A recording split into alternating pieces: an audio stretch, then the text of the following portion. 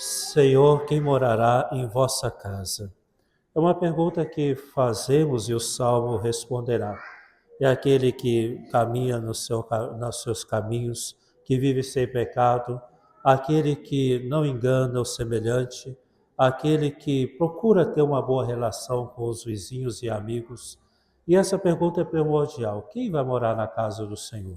E não se trata só de uma morada futura, mas também de perceber que a casa do Senhor é o nosso coração, a casa do Senhor onde nós estamos. Quem vai morar na casa do Senhor? Aqueles que neste mundo tiverem boas relações com as pessoas. Esses sim morarão na casa do Senhor. O significado de casa, portanto, amplia-se não só o lugar aonde a gente chega, descansa, dorme e come. Aliás, é muito importante que tenhamos cuidado para que nossas casas não se tornem dormitórios e refeitórios, onde chega para dormir e aonde a gente come, mas aonde a gente constrói relações que antecipam aquilo que vai ser o céu. Portanto, a casa, a morada, deve ser um lugar de encontro em primeiro lugar. Quando chegamos em casa, aliás, quando estamos longe, a gente diz: estou indo para casa. E a gente já pensa no nosso horizonte, aonde eu vou descansar, aonde eu vou comer algo que eu gosto, aonde eu vou encontrar com pessoas da família.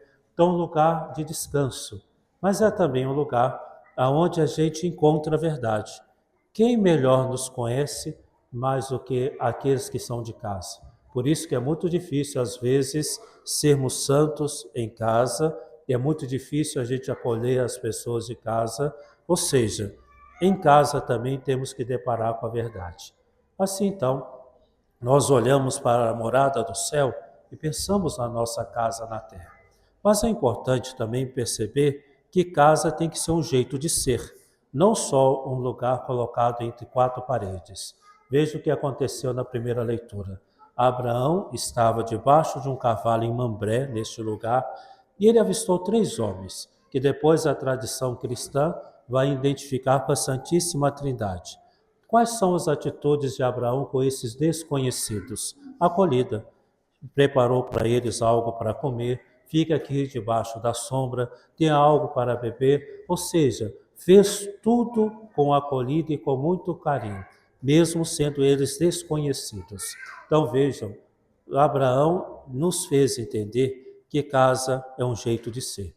É quando a gente acolhe de tal jeito, deixa as pessoas à vontade, suscita nelas confiança, e aí então as pessoas querem fazer morada no nosso coração e dentro da nossa amizade. E aqui veja o que aconteceu com Abraão. Aqueles três homens disseram: quando passarmos por aqui, você já vai ter um filho, você e sua esposa Sara. Deixaram uma graça por causa da generosidade.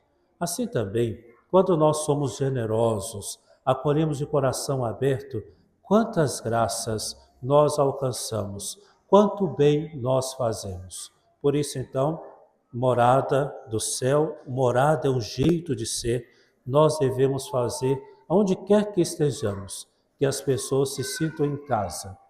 Depois do Santo Evangelho, vemos que Jesus é aquele que foi à casa de Betânia. E lá na casa de Betânia, ele foi acolhido por Marta. Marta estava ali para acolher as pessoas e Maria, sua irmã, também estava junto. Na casa de Lázaro, então, os três irmãos de Betânia. O que acontece? Marta certamente estava muito ocupada. Jesus não andava sozinho, andava com os 12 apóstolos, andava com os discípulos, então a casa devia estar muito cheia.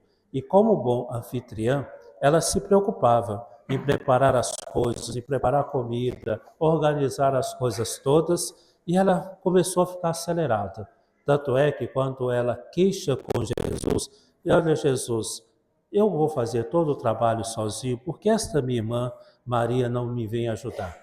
Jesus observa o seguinte: você está muito agitada, Marta.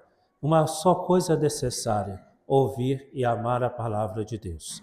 Então Jesus faz a observação que segue com a advertência, ou seja, a agitação. Às vezes ficamos muito agitados com muitas coisas. Permitam uma pequena pausa. Às vezes, quando alguém chega para o padre, para conversar, diz assim: Padre, o senhor devia estar comendo? Padre, o senhor devia estar descansando? O pessoal só desconfia que padre come ou descansa, né? Ninguém diz assim: ah, padre, o senhor devia estar estudando, né? Ah, padre, eu acho que o senhor devia estar rezando, né? Ninguém desconfia que o padre faz coisas boas, né? Enfim, às vezes eu me pergunto, acho que eu transmito ou preguiça ou agitação, né? Que o pessoal prefere me deixar quieto mesmo. Então é isso que Jesus está dizendo a Marta: Marta, cuidado, você está muito agitada. E a agitação impede que a gente tenha boas relações. E aí então, nós entendemos que Jesus olha para Maria, veja, Maria parou e ficou um pouco. A importância da oração, a importância de sermos pessoas contemplativas, saber fazer espaços de silêncio. Outro dia citava Adélia Prado, uma poetisa, dizendo assim: eu sou monge extramuros, criando espaços de silêncio no mundo.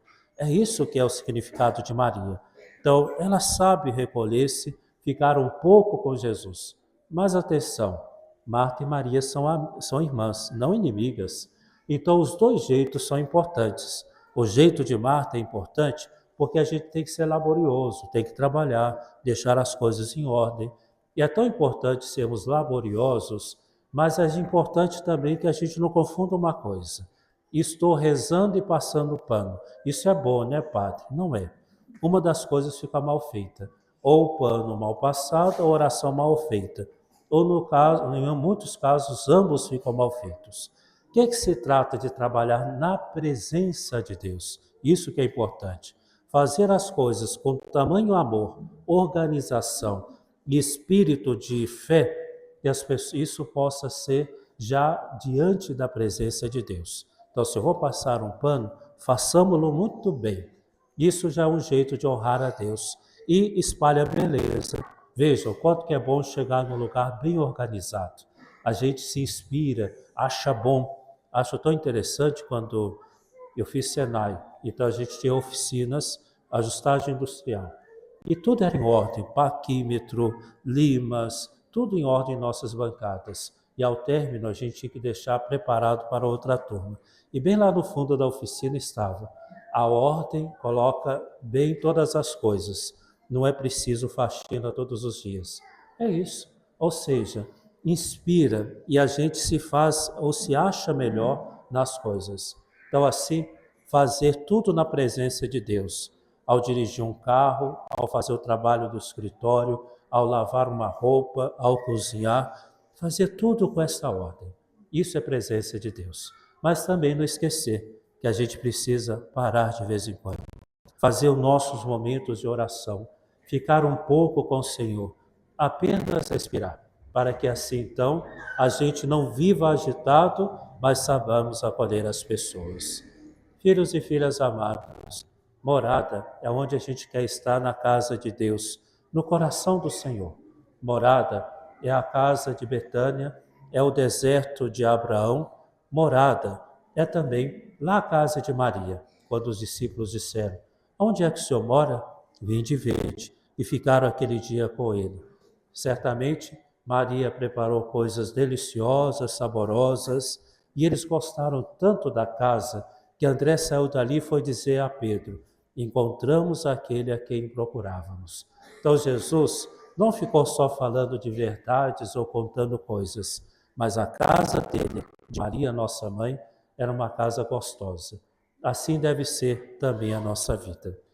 Terminei a missa em Santa Luzia, alguns minutos, e eu dizia no final: chega em casa e procura aquela música A Casa é Sua, de Arnaldo Antunes. É muito bonita. Já tem sofá, já tem cadeira, só falta você assentar. Já tem as paredes, já tem teto, só falta você entrar. Ah, o relógio está na parede, está até pesado de tanto te esperar. Assim seja a nossa casa e o nosso coração. Que nossa Mãe interceda por todos nós.